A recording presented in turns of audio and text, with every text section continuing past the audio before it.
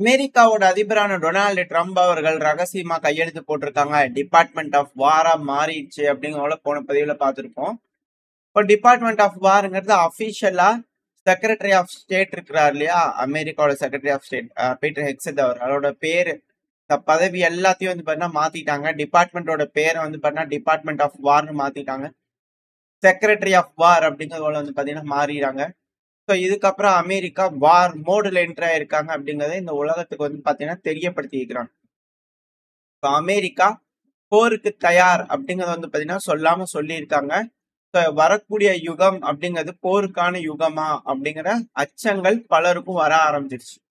உலக தலைவர்கள் போர் அப்படின்ற முடிவை கையில் எடுக்காம பேசி தீர்ப்பாங்க அப்படிங்கிற நம்பிக்கை இருக்குதான் செய்யும் எல்லாத்துக்கும் இல்லையா. ஸோ அது போல நடக்குதா என்ன ஏதுங்கிறது பார்த்தலாம். அது மட்டும் இல்லாம இதை மாத்தி இருக்கிறாங்களே, இதை பத்தி டொனால்டு ட்ரம்ப் அவர்கிட்ட கேட்டுக்கிறாங்க. அதுக்கு ட்ரம்ப் என்ன சொல்லிக்கிறாருன்னா, வேர்ல்டு வார் 1 இருக்கட்டும், வேர்ல்டு வார் 2 இருக்கட்டும், எல்லா கான்ஃபிளிக்டா இருக்கட்டும், அதுக்குள்ள எல்லாத்துலயும் ஜெயிச்சிருக்கோம். அதே போல வரக்கூடிய போர்களிலும் நம்ம ஜெயிப்போம் அப்படிங்கறது போல உறுதி அளிச்சிருக்கிறாரு. இவரோட உறுதி அப்படிங்கிறது வந்து பாத்தீங்கன்னா வியட்நாம் போர்ல பார்க்கலாம், நார்த் கொரியா போர்ல பார்க்கலாம். ஸோ இது போல பல இடங்கள்லயும் வந்து பாத்தீங்கன்னா போர் நடந்திருக்கு. ஆப்கானிஸ்தான்ல பார்க்கலாம் எந்த அளவுக்கு ஜெயிச்சு ஒடியாந்தாங்க அந்த பகுதிகள்ல இருந்து அப்படிங்கறத நம்மளால பார்க்க முடியும். இருந்தாலும் ட்ரம்ப் அவர்கள் வந்து பாத்தீங்கன்னா இது போல பத்திரிகை சந்திப்பப்ப வந்து சொல்றது வந்து பாத்தீங்கன்னா, ஒரு அரசர் இருக்காரு, அவர் வந்து பாத்தீங்கன்னா நாங்க இங்க ஜெயிச்சோம் அங்க ஜெயிச்சோம் அப்படிங்கறதோட சொல்றதுக்கு பதிலா, படையில கீழ் நிலையில இருக்கிறவங்க சொன்னாங்கன்னா வேணா கொஞ்சம் வேடிக்கையா இருக்கலாம். சரி பார்க்கலாம் என்ன ஏதுங்கிறது கேட்கலாம். படை தளபதி அதுக்கு மேல அரசரே இது பண்ண நாங்க அங்க ஜெயிச்சோம் இங்க ஜெயிச்சோம் அப்படிங்கிற சொல்ற மாதிரி இருக்குன்னா அவ்வளவு நிலைமை ஆயிடுச்சா அப்படிங்கிற கேள்விகளை வருது. அமெரிக்காக்கே பாருங்களேன் என்ன ஒரு நிலைமை வந்திருக்குன்னு சொல்லிட்டு. ஸோ அமெரிக்கா வார் மோடுல என்டர் ஆயிருக்கிறாங்க. யார் கூட அந்த வார் மோடு வெனிசுவேலா கூடயா அப்படிங்கிற கேள்விகள் இருக்கு. இல்ல அந்த சைடு யூரோப்புக்குள்ளே என்டர் ஆயிருவாங்களா அப்படிங்கிற அச்சங்கள் இருக்கு. அது மட்டும் இல்லாம முழு பூசணிக்காய சோத்துல மறைக்கிறது அப்படிங்கிறது போல நம்ம கேள்விப்பட்டிருப்போம். அதாவது ஒரு பூசணிக்காய் இருக்கும், அது சோத்துல மறைச்சு வச்சிருந்துக்கிறாங்க. இப்பதான் வந்து பாத்தீங்கன்னா பார்க்கும்போது தெரிஞ்சிருக்கு அது பூசணிக்காய் இருக்குது சோத்துக்குள்ள அப்படிங்கிறது போல. ஸோ அது போல அமெரிக்கா என்ன இப்படி எல்லாம் பேசுறாங்க? உண்மையின் மறுபக்கம் தேவதூதர்கள் அப்படிங்கறதோட நம்ம பேசிட்டு இருக்கோம். ஒரு வேலை இருக்குமோ அப்படிங்கிற கேள்விகள் இருக்கு. என்னன்னா, இந்த எப்ஸ்டைன் கேஸ் அப்படிங்கறது வந்து பாத்தீங்கன்னா ரொம்ப பிரபலமா அமெரிக்கால பேசப்பட்டுட்டு வருது. அது ரொம்ப வருஷத்துக்கு முன்னாடி நடந்திருந்தாலும், ட்ரம்ப் அவர்கள் இளமையில துள்ளி விளையாண்ட காலங்கள்ல இருக்கக்கூடிய டைம்ல வந்து நடந்திருந்தாலும், பட் அது போல கேஸ் வந்து பாத்தீங்கன்னா இப்பவும் திரும்பி ட்ரெண்ட் ஆயிட்டே இருக்கு. அதுக்கான காரணம் கொடுமைகள். அந்த அளவுக்கான கொடுமைகள் குழந்தைகளுக்கும் பெண்களுக்கும் நடந்து இந்த எப்ஸ்டீன் எந்த அளவுக்கு சித்திரவதை பண்ணிக்கிறாங்க. காசு இருக்கு அப்படிங்கிற ஒரே விஷயத்தினால காசை பயன்படுத்தி காசாசை காமிச்சு என்னென்ன சித்திரவதைகள் பண்ணியிருக்காங்க அப்படிங்கறதெல்லாம் வந்து வீடியோ பதிவு எடுத்து ஏகப்பட்ட விஷயங்கள் நடந்திருக்கு. அதெல்லாம் நம்ம தெளிவா பார்த்துருப்போம் நம்ம சேனல்ல. இப்போ அந்த எப்ஸ்டீன் கேஸ்ல வந்து பாத்தீங்கன்னா அடிக்கடி இந்த ட்ரம்ப் அவர்கள் தொடர்போட பேர் வந்து பாத்தீங்கன்னா வருது. அதுவும் குறிப்பா ஒரு எபிசோடா இன்னும் வருது அப்படிங்கிறது போல சீரியல் மாதிரி டெலிகாஸ்ட் பண்ணிட்டு இருக்கிறாங்க. ஒரு எபிசோடா வருது. எப்ஸ்டீன் அவர்களோட ட்ரம்ப் அவர்கள் எப்படி பேசிட்டு இருக்காரு, இது போல விஷயங்கள்லாம் வந்துட்டு இருக்கிறதுனால இப்போ ஜான்சன் ஸ்பீக்கர் இருக்கிறார் இல்லையா, அமெரிக்காவோட ஸ்பீக்கர். அவர் வந்து பாத்தீங்கன்னா என்ன சொல்லிக்கிறாருன்னா, அதாவது இந்த டெமோக்ராட்ஸ் இருக்கிறாங்க இல்லையா, எல்லாத்தையும் வந்து பாத்தீங்கன்னா பொய்யா மாத்தி சொல்றாங்க. உண்மையை சொல்லக்கூடிய நேரம் வந்துருச்சு. டொனால்டு ட்ரம்ப் அவர்கள் ஏன் தெரியுமா எப்ஸ்டீன் அவர்களோட பேசினாரு, போயிருக்காரு, பழகினாரு? அதுக்கான மிக முக்கியமான காரணம் அவர் எஃபிஐக்கு இன்ஃபார்மரா வேலை செஞ்சுட்டு இருக்கிறார். ஓ உள்ள என்ன நடக்குது ஏது நடக்குது அப்படிங்கறத ஒரு பணக்காரர்களை அப்ரோச் பண்றாரு எப்ஸ்டீன். சோ அப்படி பண்ணும்போது இவர் வந்து எஃபிஐக்கு எங்க இந்த மாதிரி ஒரு கேவலமானவன் இருக்கான், ஒரு கேவலமான சிந்தனையோட என்கிட்ட வந்து அப்ரோச் பண்றான்.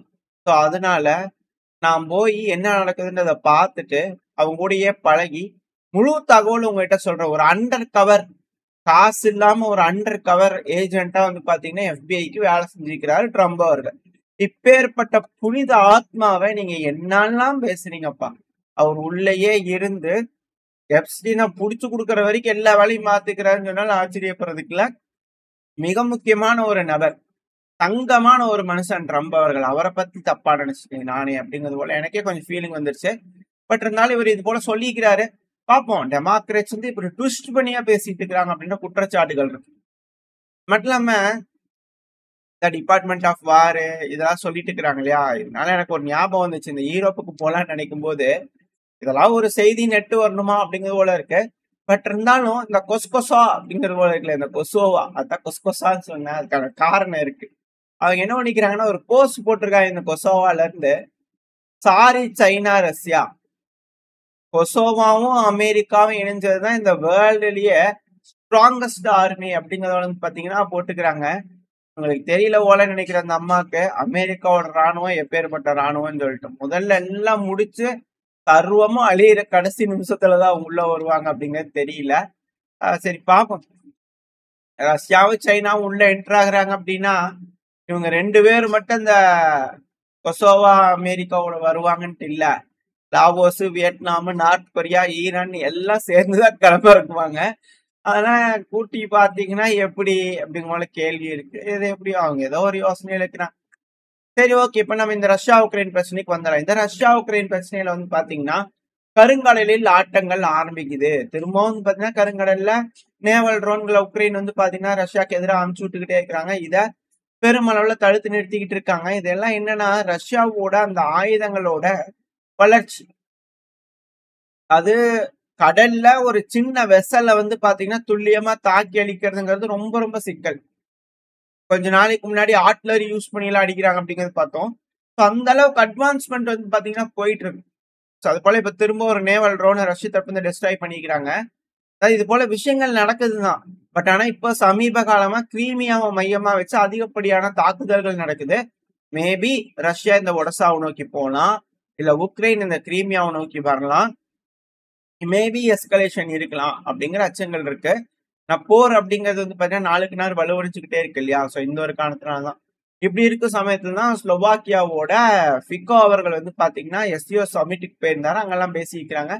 15 தலைவர்கள் கிட்ட எல்லாம் பேசிக்கிறாரு. அப்படிங்கிற ஸ்லோவாக்கியாவோட ஃபிகோ அவர்கள் வந்து பண்ண உக்ரைன்ல நின்று பேசிக்கிறாரு. ஆமா, ரஷ்ய அதிபரான விளாடிமிர் புட்டின் அவர்கள் கூட தான் பேசினேன். டிஃபரன்ஸ் ஆஃப் ஒப்பீனியன் இருக்கலாம் நம்மளுக்குள்ள, ஆனாலும் பிரச்சனையை முடிக்கணும் இல்லையா? நல்ல முடிவுகள் கொண்டு வரணும் இல்லையா? இது எல்லாமே மாறும், போர் முடியும் அப்படிங்கிறது போல நம்பிக்கை ஃபிகோ அவர்கள் சொல்லிக்கிறார். உக்ரைன்ல இருந்து உக்ரைனோட மக்களுக்கு கொடுத்துக்கிறாரு. அது மட்டும் இல்லாம ஜெலன்ஸ்கியோட பேசிக்கிறாரு. இது போல எனர்ஜி செக்யூரிட்டிஸா அட்டாக் பண்ணாதீங்க அப்படிங்கிற போல கேட்டுக்கிறாரு. அதுக்கு ஜெலன்ஸ்கி அவர்கள் எங்க மேல அட்டாக் பண்றாங்க, நாங்க அட்டாக் பண்ணாம இருக்க மாட்டோம், கண்டிப்பா அடிப்போம் அப்படிங்கிறதோட சொல்லிக்கிறாரு. அது மட்டும் இல்லாம ரஷ்யா வழியா வரக்கூடிய ஆயில் கேஸை நீங்க வாங்கிக்கிங்க, அதுக்கு நாங்க தடை சொல்ல மாட்டோங்க. ரஷ்யாவோட தான் இருக்கக்கூடாது, ஏன்னா நாங்க போர்ல இருக்கிறதுனால அது அப்படித்தான் அப்படிங்கிறதோட வந்து பாத்தீங்கன்னா ஜெலன்ஸ்கி அவர்கள் ரொம்ப ஸ்ட்ராங்கா வந்து பாத்தீங்கன்னா ஃபிகோ அவர்கள்ட்ட சொல்லிக்கிறார். ஃபிகோ அவர்கள் சில பல விஷயங்கள் வந்து பாத்தீங்கன்னா ஜெலன்ஸ்கி அவர்கிட்ட சொல்லியிருக்கலாம். ஸோ இது போல விஷயங்கள் நடந்துகிட்டு இருக்கு. அமைதி பேச்சுவார்த்தைக்கான எஃபர்ட்ஸும் அடுத்ததுக்கான வளர்ச்சி நோக்கி போயிட்டு இருக்கு. இப்படி இருக்க சமயத்துல உக்ரைன்ல ப்ரொட்டஸ்ட் நடக்க ஆரம்பிச்சிச்சு. அதுக்கான காரணம் உக்ரைன்ல வந்து பாத்தீங்கன்னா வீரர்கள் ஒபே பண்ண மாட்டேறாங்க. உயர் பதவியில இருக்கக்கூடிய நபர்களுக்கு கீழ்நிலையில இருக்கக்கூடிய வீரர்கள் ப்ராப்பரா ஒபே பண்ண மாட்டாங்க. ஸோ இதனால ஹார்ஷான பனிஷ்மெண்ட்ஸ் கொடுக்கறதுக்காக சட்டங்கள் உக்ரைனோட ராடா, நம்ம பார்லிமெண்ட் சொல்றோம் இல்லையா, அது போல ராடால வந்து பார்த்தா நிறைவேற்றி இருக்கிறாங்க. ஸோ இந்த சட்டத்துக்கு எதிர்த்து நாங்க ஒன்றும் ஸ்லேவ்ஸ் இல்லை, நாங்க சர்வீஸ் பண்ணதான் ராணுவத்துல இருக்கோம், உங்களோட அடிமைகள் கிடையாது நாங்க அப்படிங்கிறதோட மக்கள் மிக பெருமளவுல போராட்டம் பண்ணிட்டு இருக்காங்க. ஏன்னா மக்கள் விருப்பம் எல்லாம் புடிச்சிட்டு போயிடறாங்க. துப்பாக்கி எடு, போய் சுடு, அங்க நில்லு இங்க நில்லு, 10 மணி நேரம் நில்லுனா நான் ஏன் நிக்கோனேன் அப்படிங்கிறது போல இருக்கு இல்லையா? அதனால அந்த பேச்சை கேட்காத நபர்களுக்கு வந்து பாத்தீங்கன்னா புடிச்சு சில கடுமையான தண்டனைகள் கொடுக்கலாம் அப்படிங்கிற யோசிச்சிருக்கிறாங்க. அதுக்கு இப்ப எதிர்ப்பு தெரிவிக்கும் விதமா உக்ரைனோட மக்கள் வந்து பாத்தீங்கன்னா அலே கடல்ல திரண்டு கொண்டு இருக்காங்க. இதனால மேபி ஒரு ஆட்சி மாற்றம் வந்துருமா, இல்ல ப்ரொட்டஸ்ட் வந்துருமா அப்படிங்கிற கேள்வி எல்லாம் இருக்கு. நான் பேச்சுவார்த்தை மூலியமா பிரச்சனையை முடிக்கணும், யாரு எங்க போறது அப்படிங்கறதான் கேள்வி. ரஷ்யாவுக்கு ஜெலன்ஸ்கி அவர்கள் போறாரா, இல்ல உக்ரைனுக்கு ரஷ்ய அதிபர் விளாடிமிர் புட்டின் அவர்கள்? அது வாய்ப்பு இல்ல, சொல்ல கூட எனக்கு வாய் வரல. பட் இருந்தாலும் பரவாயில்ல, பாப்போமே. ரஷ்ய அதிபர் சொல்லிக்கிறாரு, ஜெலன்ஸ்கி அவர்கள் போறாரா என்ன எங்காவது பாத்திரலாம். அது மட்டும் இல்லாம எந்த அளவுக்கு உக்ரைனோட வீரர்கள் ரஷ்யால வந்து பிடிபட்டிருக்காங்க அப்படிங்கிறது வந்து பாத்தீங்கன்னா ஓப்பன் சோர்ஸ் இன்டெலிஜென்ஸ், OSINTன்னு சொல்லுவாங்க. ஸோ அவங்க வந்து டீட்டெயில்ஸ் குடுத்துக்கிறாங்க. மொத்தம் 2500க்கும் மேற்பட்ட வீரர்கள் இருக்கலாங்க. அதுவும் துல்லியமா குடுக்கணுமா இல்லையா? 2577 நபர்கள் ரஷ்யாவோட கட்டுப்பாட்டுக்குள்ள இருக்கலாம். இல்ல 650 பேத்துக்கு மேல, அதுல 91 சிவிலியன் உட்பட வெரிஃபை ஆகல. யாரு வெரிஃபை பண்ணுவாங்க? International committee of red cross ICRC அப்படிங்கிறது போல ஒரு அமைப்பு.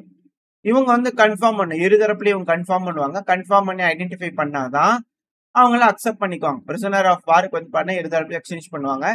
இதுல வந்து பாத்தீங்கன்னா 8 நபர்கள் வந்து பண்ண பிரிசனர் ஆஃப் வாரா ரஷ்யா கிட்ட இருக்கலாம் அப்படிங்கிற யோசிச்சிருக்காங்க. பார்த்தா அவங்க இறந்துருக்கிறாங்க. இது போல விஷயங்கள்லாம் இருக்கு. எல்லாம் பார்த்து செக் பண்ணிட்டு இருக்கிறோம். என்ன ஏதுங்கிறது பார்த்தா அடுத்த நடவடிக்கை எடுக்கலாம். ஏன்னா 1000 பண்ணிட்டு இருக்கிறாங்க இல்லையா? கூடிய சீக்கிரம் பண்ணாங்கன்னா உக்ரைனுக்கு எல்லா வேலையும் முடிஞ்சிருச்சு இல்லையா? அப்படிங்கிற போல இருக்கு.